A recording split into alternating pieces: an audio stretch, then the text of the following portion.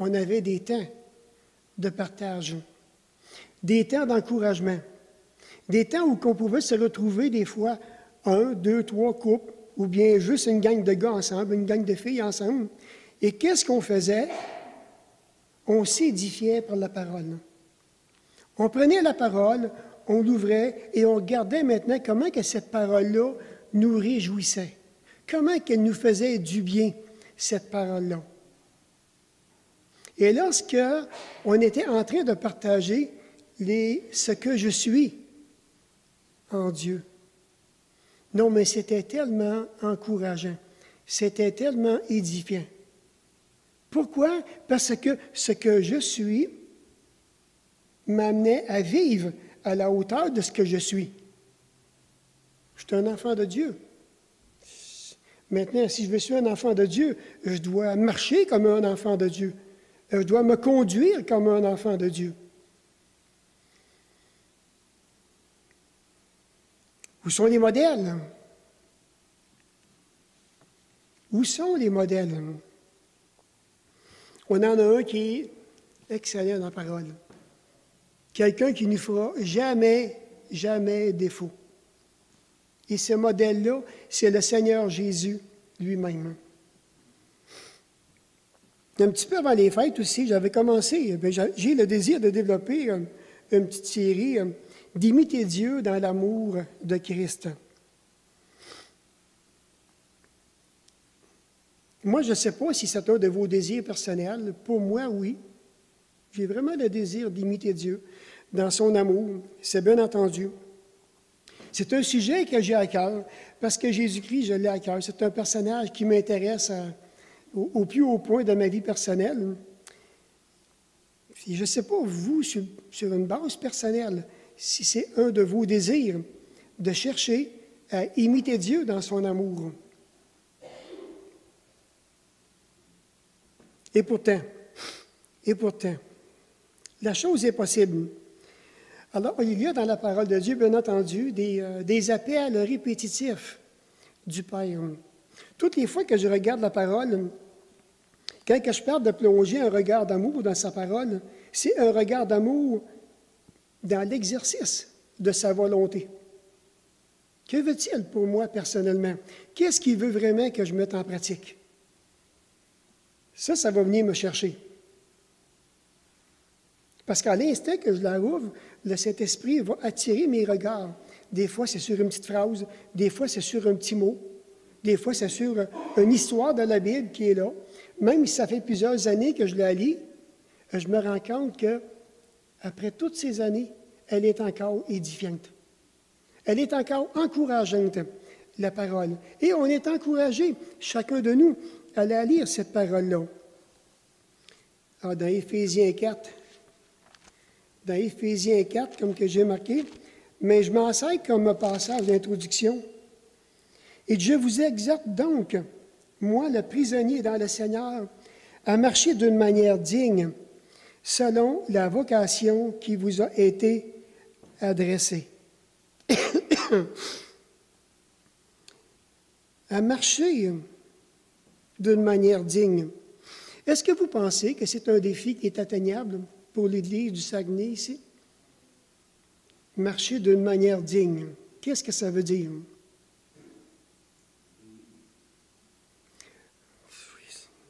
Oui, obéir, oui.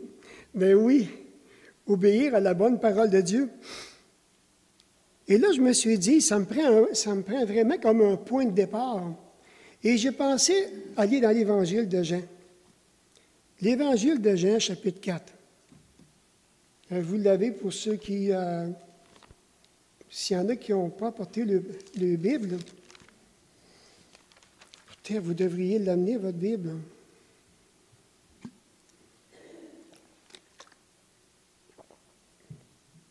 Je comprends qu'il y en a qui ont des iPods. C'est des iPods qu'on appelle ça. iPods, je ne sais pas quoi, là. Je comprends qu'il y en a qui ont ça. Je ne suis pas en train de vous blâmer, là, OK? Mais dans Jean 4 et le verset 31 à 33, Jésus leur dit, « J'ai à manger une nourriture que vous ne connaissez pas. » Les disciples se disaient donc les uns les autres, « Quelqu'un lui aurait-il apporté à manger? » Jésus leur dit, « Ma nourriture est de faire la volonté de celui qui m'a envoyé et d'accomplir son œuvre. » On va se courber dans un mot de prière, s'il vous plaît. Oh, précieux Jésus, c'est tellement bon de pouvoir prendre ces quelques moments que tu mets à notre disposition pour que nous puissions entrer dans les profondeurs de ton cœur par ton esprit qui nous habite. Cher Seigneur, visite-nous ce matin, puis permets qu'à ce que nous puissions encore comprendre ce que tu attends de chacun de nous. Qu'est-ce que tu veux que nous puissions mettre en pratique, que nous puissions, et qui pourrait vraiment t'honorer, te glorifier. Précieux Jésus, merci pour ta présence avec nous. Nous voulons te dire que nous t'aimons, nous t'apprécions. Et nous apprécions aussi que tu sois là, au milieu de nous. Dirige-nous, guide-nous par ton esprit. Au nom de Christ, amen. Il semblerait maintenant que dans ce passage, que Jésus ferait, qui soulèverait le passage de Deutéronome, chapitre 8, et dans le verset 2 et 3, mais surtout le verset 3. Ici maintenant, donc, je vais vous lire. Il dit, « Souviens-toi de tout le chemin que l'Éternel, ton Dieu, t'a fait faire pendant ces 40 années dans le désert, afin de t'humilier, de t'éprouver, pour savoir quelles étaient les dispositions de ton cœur et si tu garderais ou non ses commandements. Il t'a humilié, il t'a fait souffrir de la faim, il t'a nourri de la manne que tu ne connaissais pas et que n'avaient pas connu tes pères, afin de t'apprendre que l'homme ne vit pas de pain seulement, mais que l'homme vit de tout ce qui sort de la bouche de l'Éternel. » Et de voir ici maintenant que Moïse, rendu à la fin de sa vie, va faire une synthèse. Il va exposer vraiment maintenant au peuple d'Israël. Nous, on n'a jamais marché 40 heures dans un désert, on ne sait pas qu'est-ce que c'est. Mais peut-être qu'il y a des gens parmi nous ce matin qui sont dans des déserts spirituels. Et ça, c'est possible dans des temps de sécheresse sur le plan spirituel, là où le cœur est complètement désabreuvé. Mais on a vraiment des belles leçons à retirer de ce passage. C'est l'Éternel qui a dirigé le peuple pendant ces 40 ans-là. Il dit, afin de t'humilier.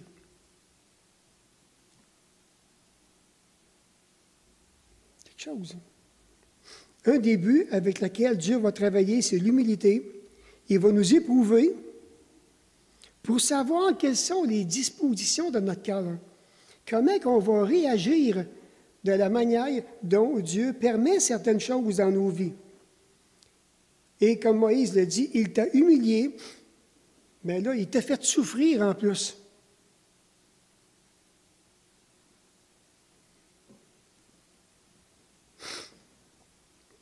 Et il t'a nourri de la manne que tu ne connaissais pas.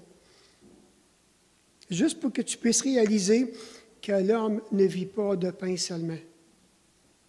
Pour démontrer comment est-ce que c'est facile de se détourner de la parole. C'est tellement facile. Parce qu'à l'instant que je me détourne de la parole, il n'y a plus rien maintenant qui va nous nourrir. C'était le message du temps de Moïse, que l'homme ne vivra pas de pain seulement, mais de toute parole qui sort de la bouche de Dieu. La volonté créatrice de Dieu, accomplie dans l'obéissance, soutient la vie. La volonté de Dieu, accomplie dans l'obéissance de sa parole, va soutenir vraiment la vie. Tout le ministère du Seigneur Jésus, quand on le regarde, c'est vraiment dans la ligne directionnelle d'une soumission et d'une obéissance complète et totale à la volonté du Père. Il n'a pas passé à côté de ça. C'était précieux pour le Seigneur Jésus. Il le savait. C'est pour cette raison qu'il dit que, et même dans Jean 4, les disciples ne comprennent pas du tout, parce que les disciples posent la question à savoir, mais qui lui aurait amené à manger? Les disciples parlent sur ce niveau-là, puis Jésus parle sur un autre niveau. Pensez-y. Puis ça m'a amené à réfléchir. Je me suis dit, est-ce que c'est possible que dans le ministère, qu'on rencontre des gens, qu'on veut les encourager et qu'ils prennent les choses, je dirais, un peu comme les disciples, pendant le temps qu'on parle au niveau spirituel, eux l'entendent et le comprennent complètement dans un autre sens. Je me suis posé la question, je n'ai pas de réponse.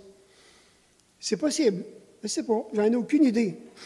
Mais Jésus, il dit, j'ai à manger une nourriture que vous ne connaissez pas. Si ça aurait été avec nous, probablement la première chose que j'aurais pensé, je n'aurais pas été mieux que les disciples, premièrement. Qu'est-ce que le Seigneur Jésus, qu'est-ce qu'on mange que lui n'a pas mangé encore? C'est la première question que je me serais posée. Mais que voulait dire le Seigneur Jésus par ces paroles? Mais je pense qu'à partir de là, les disciples ont appris toute une leçon de compréhension en ce qui concerne ce que Jésus voulait dire. Eux à qui la loi, les prophètes avaient été donnés. Alors moi, quand j'ai réfléchi à tout ça, je me suis dit, combien de gens, même du temps de Moïse, ont réellement compris ce que Moïse disait?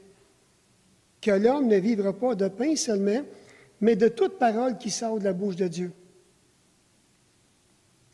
Il dit, regarde, il dit, Dieu, là, il t'a humilié. Il t'a fait passer par des épreuves, par la faim, pour te faire comprendre que tu as besoin de lui. Tu as besoin de marcher dans l'obéissance de sa parole. Parce que les paroles que je dis sont vérité, elles sont puissantes.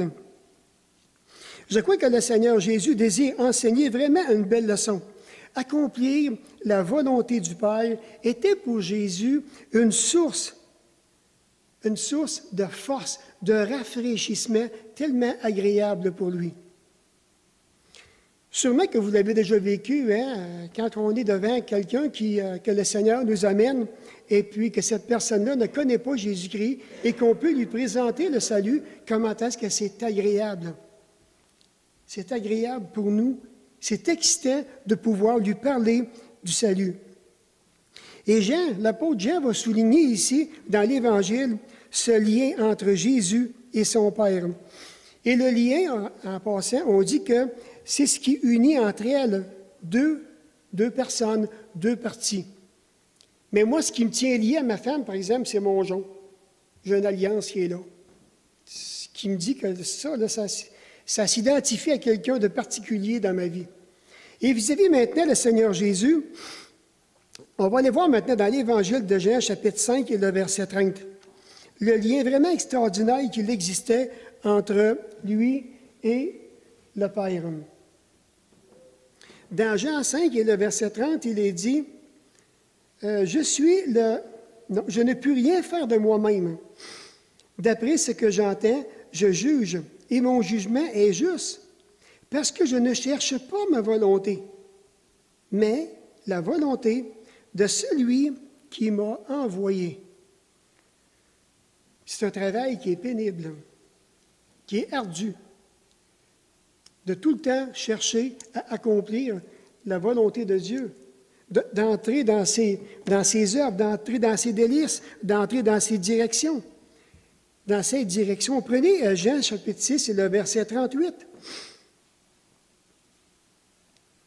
Il dit, quand je suis descendu du ciel pour faire, non, ma volonté, mais la volonté de celui qui m'a envoyé. Il s'identifie clairement, il déclare clairement qui il est. Alors, je suis venu ici pour un but particulier, et ce but-là, c'est d'accomplir la volonté de mon Père. Prenez chapitre 8 et le verset 26.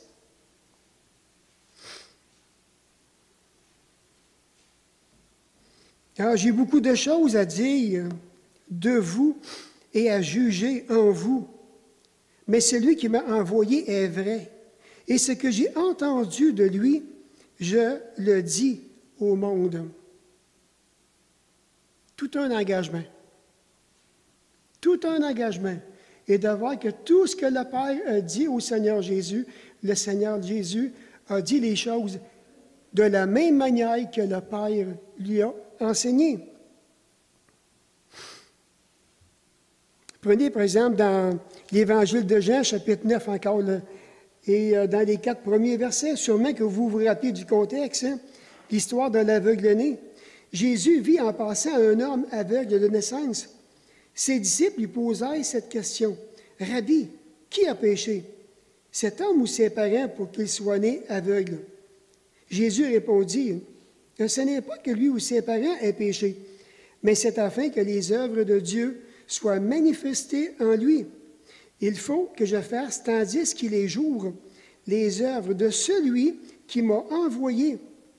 La nuit vient où personne maintenant ne peut travailler. » Et de voir, c'est vraiment encore, on est mis devant un texte que lorsqu'on est en train de voir des choses qui pourraient arriver à quelqu'un, on pourrait avoir le jugement très, très facile. Mais s'il est aveugle, quel péché qu'il a fait? Qu'est-ce qui se passe? Le Seigneur, il dit, non, ce n'est pas ça du tout. C'est afin que les œuvres de Dieu soient manifestées au cœur de cette personne-là. Alors, il est venu aussi pour faire la volonté, accomplir ses œuvres. Prenez, par exemple, dans le chapitre 10 et le verset 25. Alors, Jésus leur répond, « Je vous l'ai dit, et vous ne croyez pas. Les œuvres que je fais au nom de mon Père rendent témoignage de moi. » Les œuvres que je fais au nom de mon Père rendent témoignage de moi. Nous, dans le ministère que Dieu nous a confié, est-ce que nous rendons témoignage au Père dans le ministère, dans les responsabilités que Dieu nous a confiées? Tout pareil comme le Seigneur Jésus. Rappelez-vous, hein, j'ai à manger une nourriture, mais nous aussi, nous avons à manger une nourriture. Et dans les derniers passages dans Jean 10, le verset 37-38 que j'ai choisi de même, il dit, « Si je ne fais pas les œuvres de mon Père, ne me croyez pas. Mais si je les fais, même si vous ne me croyez point, croyez en ces œuvres, parce que vous sachiez et reconnaissiez que le Père est en moi et que je suis dans le Père. » Et c'est tellement spécial de voir qu'il ne cache absolument rien. Il le dit ouvertement. Même si vous ne croyez pas, au moins sachez et reconnaissez que le Père est en moi et que je suis dans le Père.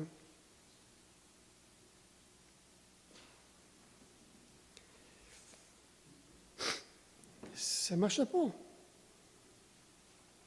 Et dans le fond, on pourrait se poser la question, ouais, est-ce que les œuvres que nous faisons témoignent vraiment de l'authenticité de notre foi? On a de quoi faire, là? Non? On a de quoi faire. On a vraiment quelque chose à faire. Dieu s'attend réellement à chacun de nous. Alors, je reviens tantôt avec ce que je vous disais à propos des fêtes. J'ai des petites illustrations aussi à vous donner. Certainement que pendant le temps des fêtes, pour plusieurs, il y en a certainement qui ont pris des calories de trop. Moi, je pense que j'en ai pris quelques-unes de trop. C'est possible, je ne sais pas. C'est tellement facile de gagner quelques calories de trop pendant le temps des fêtes.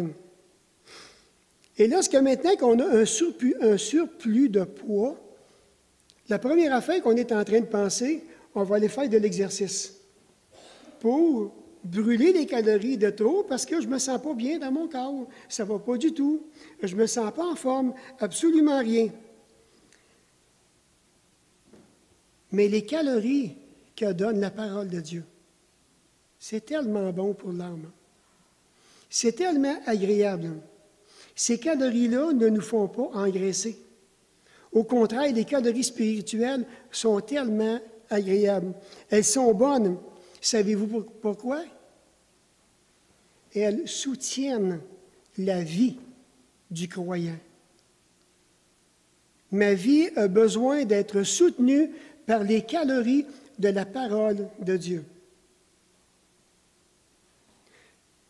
Ceux qui travaillent dans le domaine de la santé, combien de calories ça prend par jour, dit-on, pour une personne normale?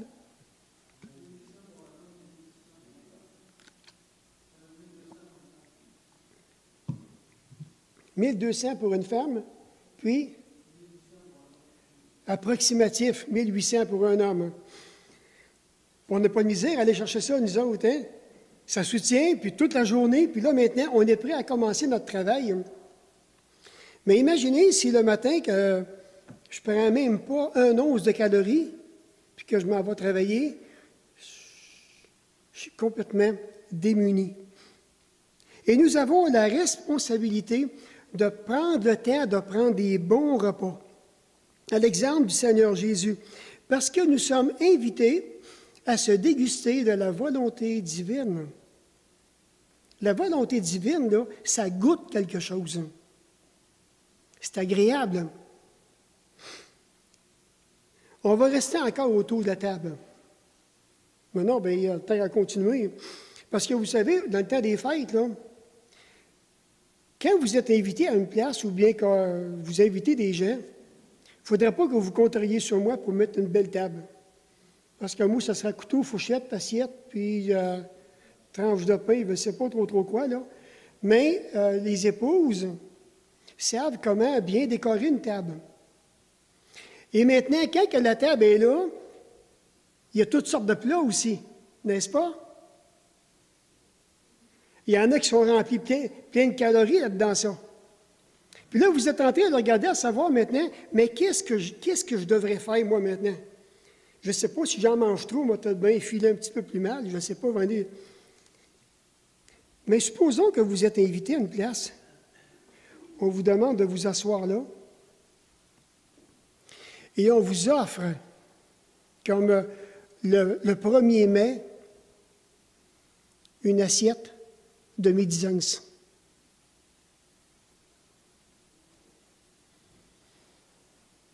L'apprécieriez-vous? On va manger une assiette de médisance. Jésus disait, j'ai à manger une nourriture. Mais combien de personnes aujourd'hui vont se nourrir de médisance? Avez-vous remarqué une chose? Que ces personnes-là, ceux qui se nourrissent le plus de médisance, comment est-ce qu'ils ont, je dirais, une sensibilité extraordinaire de l'ouïe? Non, mais qu'est-ce que tu dis? Attends un peu. Oui, allô? Hey, tu sais pas qu'est-ce que je viens de voir. Hein? Hey, tu sais pas qu'est-ce qu'il vient de me dire. Écoute bien ça. C'est parti. Moi, j'ai le temps. Hey, là, quelle heure qu'il est? Hey, il est 4 heures, il faut que je prépare le souper. Qu'importe, c'est un exemple que je vous donne. Mais combien qu'il y en a qui vont se nourrir uniquement, qui en prennent des calories de médisance et qui font un taux énorme. Ça, c'est pareil comme ouvrir un oreiller avec un vent de 100 km puis qu'on vous dirait d'aller ramasser les plumes par après. Impossible. Impossible de ramasser toutes les plumes parce que c'est rendu vraiment trop loin. Ça a pris des proportions disproportionnelles. Puis il y en a même qui font des médisances leur délice. C'est plate, hein? Mais c'est comme ça. Ils font des médisances leur délice. Ils se nourrissent uniquement de médisances presque jour et nuit. Alors imaginez maintenant, pensons aussi à ceux qui ont passé par des épreuves, des souffrances indescriptibles. Toute la nourriture qu'ils ont mangée pendant des années. Ce que ça leur a apporté personnellement. Alors, la nourriture de la souffrance, la nourriture des découragements, la nourriture, par exemple, des jugements non fondés. Comment qu'il y en a, hein? La nourriture des perceptions. Puis il y a des victimes là-dedans, ça. Beaucoup, beaucoup de victimes. La nourriture, maintenant, des abus sexuels, les souffrances que ça apporte, les abus moraux, les insultes. La nourriture des mauvaises perceptions, comme tantôt j'ai dit, oui. Ou bien la nourriture de ceux qui se sont nourris de cruauté mentale pendant toute leur vie, des abus physiques. Ils se sont nourris de tout ça. C'est quelque chose. Et le fait de se nourrir de tout ça a causé dans leur vie personnelle des dommages, peut-être même irréparables. Peut-être qu'il y en a même qui ont sauté, qui se sont fait sauter la cervelle. Maintenant, la question vient, de quelle nourriture mon âme se nourrit-elle le plus? Ou bien quelle assiette soutiendrait le plus ma foi? J'ai besoin de m'arrêter à ça et de réfléchir vraiment. Quelle assiette soutiendrait le plus ma foi? On est appelé, selon la parole de Dieu, à marcher dans l'unité de l'Esprit. On est appelé à s'encourager les uns les autres. On est appelé à se serrer les coudes les uns les autres. On est encouragé à plonger nos regards d'amour dans la volonté de Dieu, à s'édifier les uns les autres. Comment est-ce que tu en es arrivé à faire maintenant ce pas dans ta vie? J'ai besoin de comprendre. J'ai besoin d'aller plus loin. Comment tu as fait pour en arriver à demeurer et à faire cette belle volonté de Dieu? Mais un fait demeure. Le chrétien est appelé à demeurer collecté à la tête. Et la tête, c'est le Seigneur Jésus.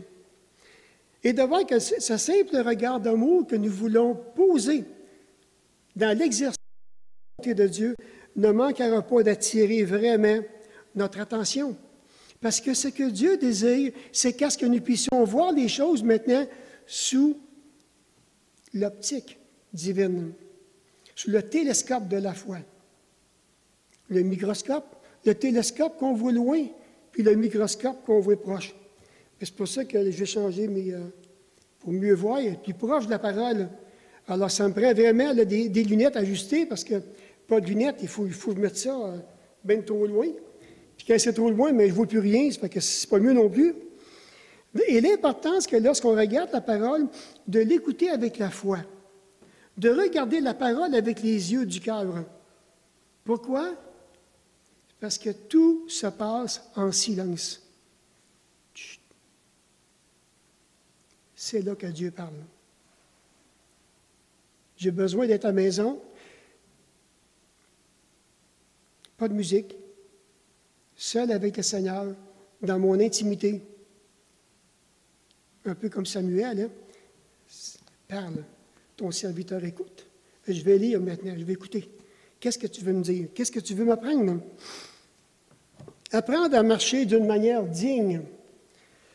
Ah, mon ami, c'est quelqu'un dont la vie quotidienne correspond à la position élevée qui est celle d'un enfant de Dieu et d'un co-héritier de Christ. Sa vie pratique est à la hauteur de sa position spirituelle, de la vocation qui nous a été adressée. Prenez le temps de lire une autre fois, s'il vous plaît.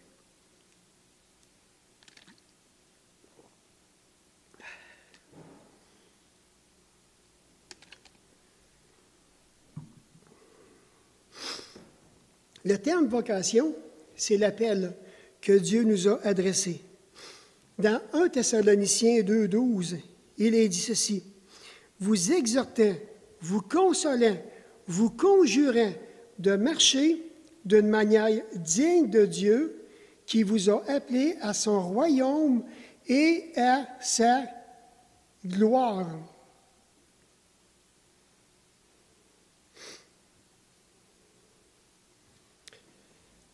Cette dernière phrase m'a beaucoup fait réfléchir.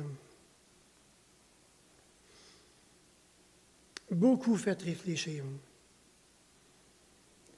On voit dans Éphésiens 4, 1, l'importance de marcher de manière digne de Dieu, de l'appel, 1 Thessaloniciens 2, 12.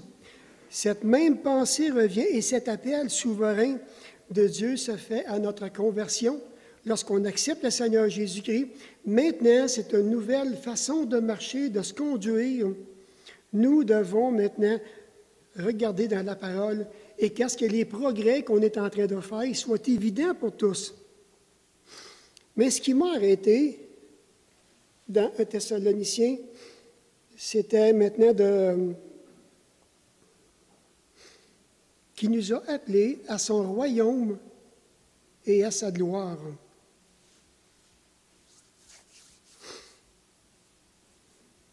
Et puis, quand que je me suis arrêté à cette pensée, ça m'a plongé en arrière.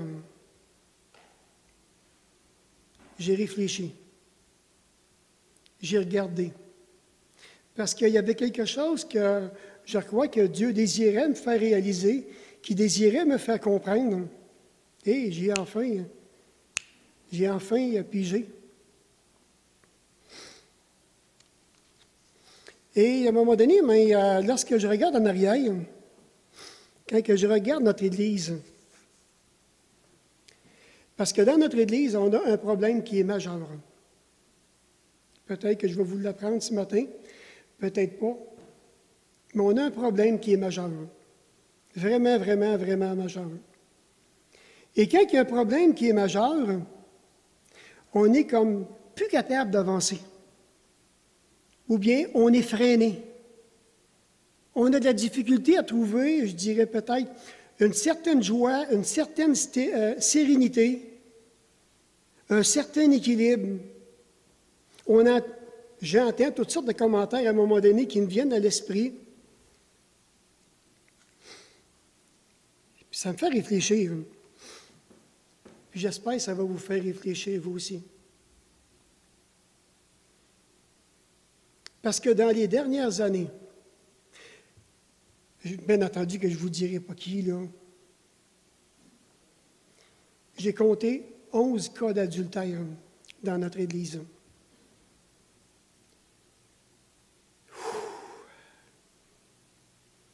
Ça m'a beaucoup attristé, personnellement. 11 cas d'adultère, c'est à part de ceux qui, sûrement, qui m'ont échappé. C'est à part de ceux que, sûrement, que je ne sais pas. Mais c'est majeur. Multipliez ça par 2, parce qu'au fait d'adultère, ça prend 2 personnes. Si on est 100 personnes, c'est 25 de l'Assemblée, tout près, dans l'adultère. C'est catastrophique. C'est majeur. C'est vraiment majeur. Et en quelque part, on se doit de prendre conscience de cela. En quelque part, nous devons nous arrêter, nous devons stopper, nous devons fixer vraiment le cœur à la bonne place, ayant les regards sur Jésus, le chef, le consommateur de la foi, de ne pas dérober nos yeux de notre cœur, de notre intelligence du Seigneur Jésus. Parce que pour en arriver là, il y a eu tout un cheminement là, que je ne vous explique pas là, présentement, mais ça me fait réfléchir. Beaucoup, beaucoup, beaucoup. Puis je ne sais pas qu'est-ce que l'année 2013 nous réserve. C'est dans notre Église ici.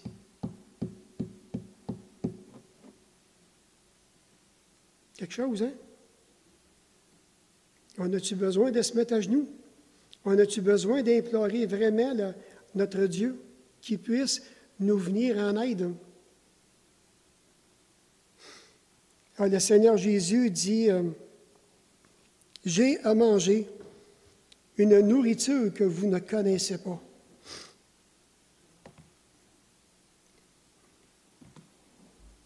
Je vais terminer avec ça. De quelle nourriture mon âme se nourrit-elle le plus? Quelle assiette soutiendrait le plus ma foi? Pensez-y. On va se courber dans un mot de prière. Ah, Dieu notre Père, encore une fois, nous voulons venir devant toi parce que nous voulons implorer, mon Père, ta puissance,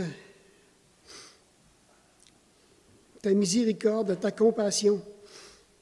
Seigneur, nous voulons te prier aussi afin que tu puisses nous donner cette sagesse qui vient de toi. Puisses-tu nous nourrir? Puisses-tu, mon Père, attirer par le cœur chacun de tes enfants dans cette Église? Attire-nous à Jésus. Fais quelque chose, mon Père, et viens à notre secours.